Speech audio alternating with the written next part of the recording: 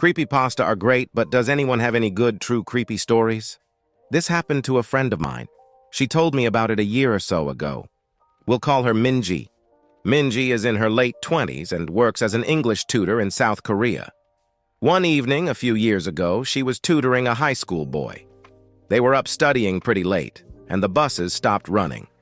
Being a long way from his house, the boy asked if he could crash on her floor overnight and get the first bus the next morning.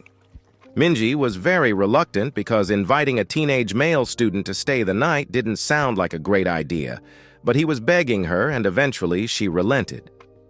They went back to her one-room apartment and she got into the bed while he laid a blanket out on the floor and they both fell asleep. A few hours later, at maybe 2 a.m., the boy wakes Minji up. "I'm really hungry," he says.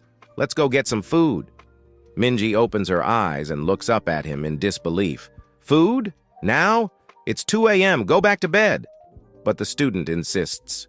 "No, I'm so hungry. Let's eat something now." She tells him that there's some ramen in the kitchen and he can fix himself some. This doesn't satisfy him. He doesn't want ramen. There's a 24-hour place just down the road. Let's go there. Eventually, after several minutes of persuasion, the boy gets Minji to come with him to the restaurant. They leave the apartment and head out. As soon as they're on the street, the boy turns to Minji and says, "I'm not hungry. I woke up in the middle of the night and looked under your bed. There's a man sleeping there." They call the police and discover that a homeless man had been living in Minji's apartment, sleeping under her bed, for over 2 months. The boy only saw him because he was lying on her floor, so had a clear view under the bed. The police arrested the man, and thankfully there were no other issues. But that's by far the creepiest thing that's ever happened to anyone I know.